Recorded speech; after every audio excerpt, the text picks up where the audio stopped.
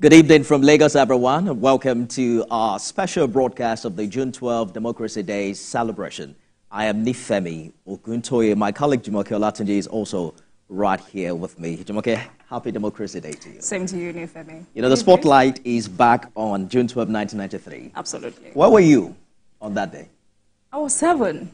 7? Yes, and I remember I was in my parents' house, growing up as a child. You had no idea what was happening around? At all. Absolutely. But I knew there was this particular song my parents used to sing, and that was MKO is our Mano. But I didn't understand whatever that meant until we started growing up. Did you eat the biscuits, you know? I think I did, but I cannot remember. I think it's special. I think I remember how it tastes anyway.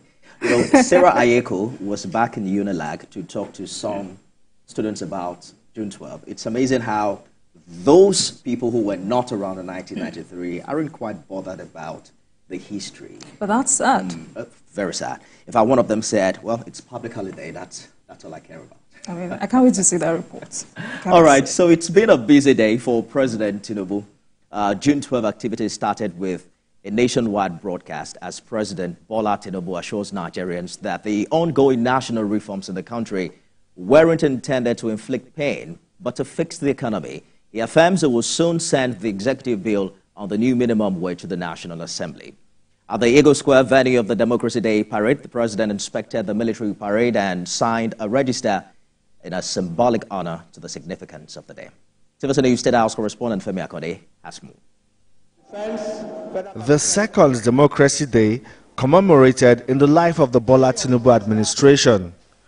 This is also significant because he was personally at the forefront of the struggle for democratic governance after the annulment of the June 12, 1993 presidential election. The 12th day of June 2024. In his Democracy Day state broadcast, the president acknowledged the prevailing hardship caused by necessary economic reforms, but assured that it will soon be over. I understand the economic difficulties we face as a nation right now. Our economy has been in desperate need of reform for decades.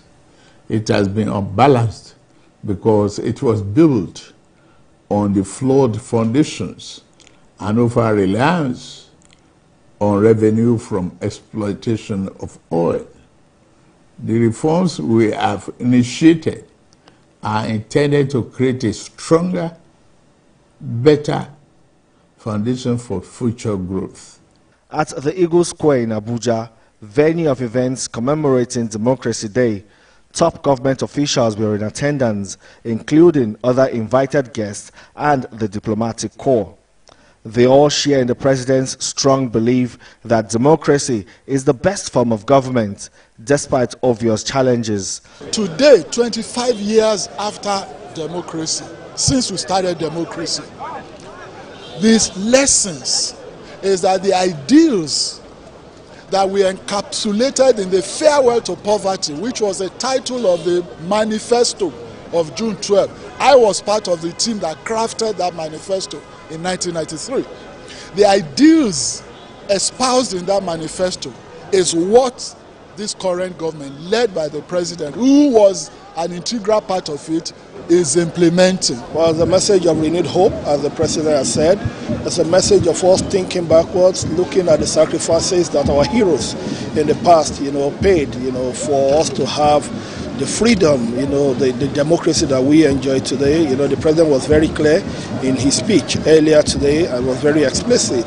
And the assurance we are giving to Nigerians is that by this time next year, they will see more evidence of good governance, more evidence of our unity, more evidence of the leadership of President Bola Tinubu. As the content of the new national anthem has said, we should all work together to serve Nigeria, and then we should be proud of Nigeria, to work together so that we can build a Nigeria that we will be able to hand over to our unborn children. The military parade was an interesting and captivating display of prowess and precision. They marched in quick and slow order and also performed a silent drill to thrill the special guest, President Bola Tinubu. A giant-sized portrait was unveiled in honor of the president, and there was also a cultural performance by the National Troupe of Nigeria depicting Nigeria's unity in diversity. beyond these kind of military drills and other fanfare that have become typical features in commemorating democracy and other national days, President Bola Tinubu's message to Nigerians is to keep hopes alive as his administration works to ensure democracy works for all. Femi Akonde, TVC News, Abuja. Tonight, a dinner will be held at the State House Banquet Hall Presidential Villa in Abuja. State House correspondent Femi Akonde will be speaking with some of the guests there in the course of this program. But let's turn our attention back here in the studio, where Commonwealth Institute Director and Chairman June 12 joins us, Professor Anthony Kila. Happy Democracy Day to you. Today. And thank you so much for coming. Good to be here. So you're one of the June 12 stakeholders and activists yourself. The only thing is that you made a unique decision for the academia, unlike your other colleagues who joined politics. Yes. Mr. President earlier on today acknowledged himself that is a direct beneficiary of the fruits of that historic feat. Yeah. So let's begin with your own June 12 story, and whether or not you regret not following the path of your other colleagues. Oh, no, I mean, for myself personally, I don't regret it. There are people who said, maybe we could have done better for the country if some of us had gone in. But, but personally, it was almost a choice that made itself for me. I was not in Nigeria in 1993 during the elections. I was doing my doctorate. Then around 1995, I suspended my doctorate to come and do June 12 struggle. So when people were going back just to end out of it, I just went back to go and finish what they sent me away for. So in a way, as Nigeria was entering into the Fourth Republic, that was the year I got my doctorate, at the same year. So my own path was very clear to me. I wasn't looking at it. And it tells you the expectations of what we expected, because 27 years ago or so, when we were moving towards this, really, we did not imagine that politicians and politics would be so important. We still thought doctors and artists will be the important people in the society. And that's a bit of a flaw in our life, but that's where we are. You think that has changed now? Well, I think unfortunately, and I say this with all sense of seriousness, I think unfortunately we've created a society from 1999 onwards where politics and politicians play too much role in our lives. I think that's wrong for diversity and for a set of values. And it's one of the reflections we must make 25 years later. If you do a survey among young children in school and say, what do you want to become? They all tend to say governors and senators. It's not only silly, but it's not good for our progress. I want young people to say, I want to become engineers, scientists. I want to design a road. I want to be an artist. I want to be a painter. I want to be a writer. Because in reality, whilst politics is very important for our lives, and we can't move away from it, but the nations that progress, what causes progress, prosperity, is idea, innovation, and resourcefulness. Not really. The greatness of America is not due to Roosevelt or Obama or anybody. It is the guy who invented the knorr that you use to make your stew. It's just that television. It's very difficult to, separate the two, because for a society that will enable these other professions, you need the right people to be in government. Well, you're right, but my argument is that the civil society should really choose who are in government. They should be in charge, At the moment, we have a situation where we're looking up to politicians. I have a dream of a country where politicians look up to the people. Truly and truly. Sorry, so this civil society activists, do you think if more of them had gone into politics, it would have set a different tone for governance in Nigeria? Well, I like to believe so, especially because I'm one of the ones who didn't go. I like to think that. Do you regret that? I like to think the best of us are not there. But I think it's a quite a number of you are there in the real sense. You're right, and we need to have... Many of them have persisted since. Have since, yes. But I agree with you. Atiku Abubakar still wants to be president. I mean, majority of everyone on the scene today have been there for so long. You're right, and that is the story of Nigeria. I think individually, you cannot stop people from having their ambitions. But if we want to tell the truth to ourselves, there is something we've lost, which is a hint of decency for you to think that in this country there are other people. Let me allow other people. Let me not get there and bring my wife and bring my children and bring this. It's those kind of slight decency values that you cannot legislate with law. But if you look at yourself and a bit of conscience, and if you have friends who tell you the truth, we should tell it. I'll tell you something. Then we go to your conversations. Well, we have a country now that has been a democracy for 25 years. And some people sat together, formed parties, and grew in it. In that circle of partisan politicians, there are people who have held several roles. There are people who have never had one role. How do they look at themselves and think it's fair? There are people who have had roles and then put their children there and put their wives and their friends. And there are people who move with them who haven't gotten one thing. They've not been given an opportunity to even express their capacity. You know, we can legislate a lot, but human decency has sometimes need to kick in. Do you think they haven't been given that opportunity? Or some Nigerians think, oh, politics is this, politics is that, let me stay back? It's a bit of both. There are people who think politics is dirty, let me stay back.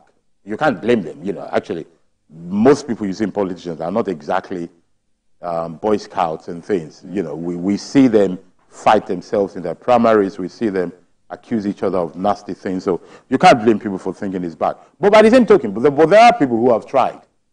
You know, and they've been beaten by godfatherism and bad primaries. I think if we want to have an honest conversation, we need to look at these kind of things. And I say it not to be personal with anybody, because if you look at it, even from the newest phenomenon of Labour Party, you see malpractices in there. So you realize there's something wrong with us. Maybe it's the malaria. Let's talk about democracy for a bit. In his speech earlier today, Mr. President did say that the fact that we've experienced peaceful transitions of government affirms our democratic temperament as a country. What are those elements that you think have worked in our favor in the past quarter of a century? Because not every other West African country has been that lucky. Well, I think two things. I think because of the way the military people disgraced themselves in politics, you know, they came to fix and they became unfixable. They came to fix Nigeria and they came worse off. Nigerians developed a real sense of immunity against the fraud called military intervention.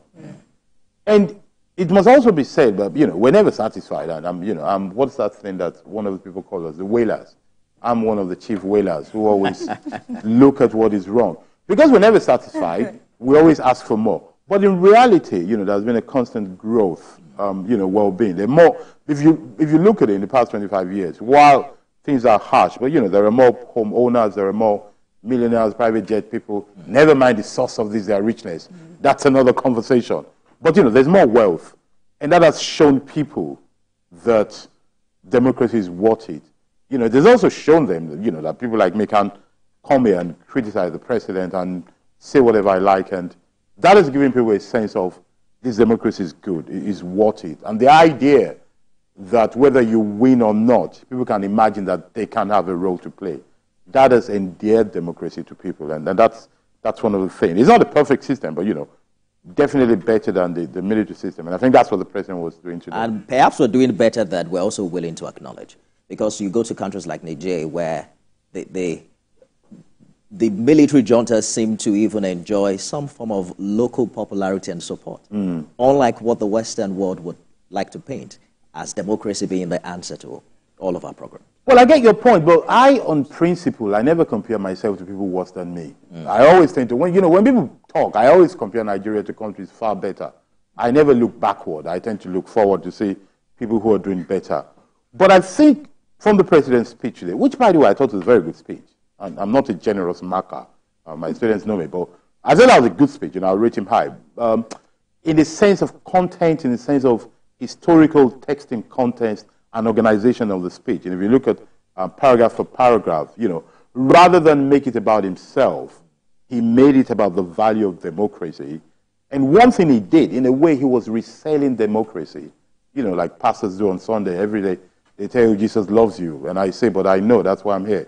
Why are you telling me again? But you see why they're saying it, because they want to reiterate it to you so that you're not taken away by the devil. And reinforce the ideas. Reinforce the idea. But there's something more to say. You know, this president and the presidency, because, you know, these speeches are never written by one person, they understand that a time of crisis it is possible for people to feel their allure of a strong man who can say, I can fix things and do away with the many things.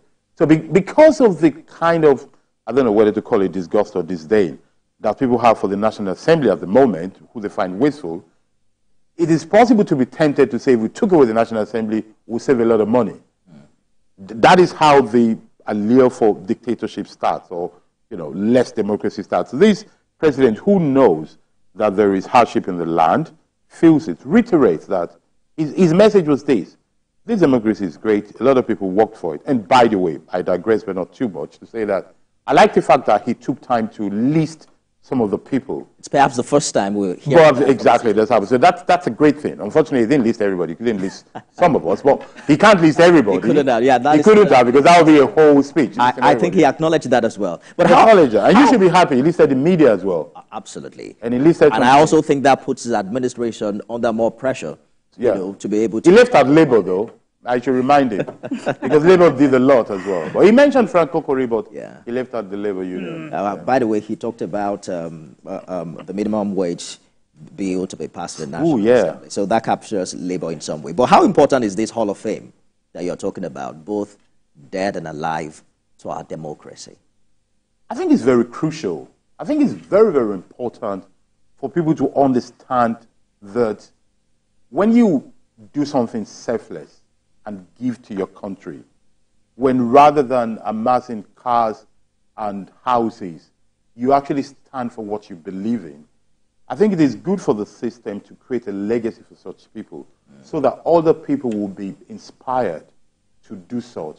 Because it is important that we say this. This democracy that we're talking about, these heroes that you talk about, the list that you mentioned, let's not forget it. There were some people who either looked away, who were docile, who did nothing, or people who even embraced the dictators.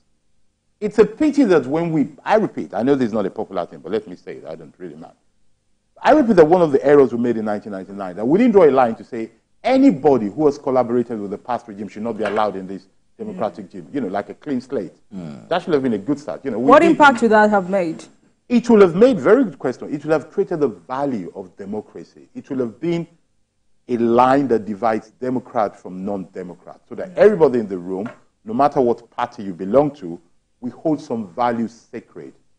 And it is not something that is out of this world. So you think some people just wore agbada on the khaki post-1999? Oh, yes, some people will have khaki in their brains or their conscience. There's some people who democracy is alien to in this country. You can see them when they demand unnecessary deferential treatment, when they try to impose things. But it is not just the leaders, I must say. There's a whole set of Nigerians that you look at them and you realize that we do not understand the concept of democracy, which we must accept. Nobody is born a Democrat. It is even alien to our culture. Democracy is a civic thing, civitas. It's something you acquire. The idea that you're brought up believing in the equality of human being, the supremacy of the law.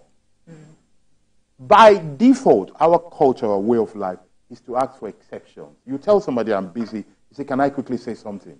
That is the way we are. You tell somebody, so I can't talk to you now. You say, no, can I quickly say this? You tell somebody offers you something, you say, I don't want it. You say, please buy it from me. We believe in exceptions. We have to be taught, and this is really is a leadership, is a failure of leadership, of schools, of families, of churches and mosques and community.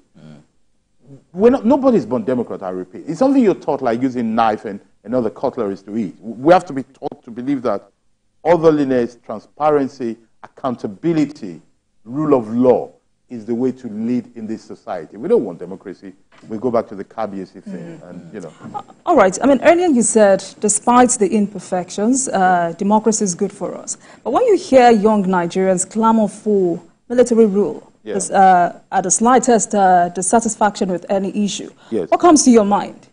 When it comes to my mind, because some of us have studied these things, I'm not surprised. I actually can predict they were going to call for it. There are three main causes why people will want to abandon democracy for military rule. The first is bad governance. And unfortunately, bad governance is measured by economic index. Once people are hungry and food is expensive, they think this government is not working. No matter if the government is talking about dealing with vengeance. And it must be said, so that we don't appear as if we don't know what we're talking about. The government has always said, and the president has repeated today, we are working for you, and very soon things will be better. But let us tell the president that, Mr. President, and everybody around you, I have a message for you.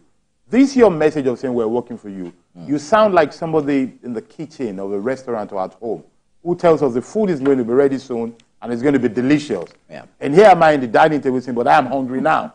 When is this good food going to be ready? So I think, they need to speed up something in Abuja. That's my message to them. So one thing is bad governance. The other is legitimacy.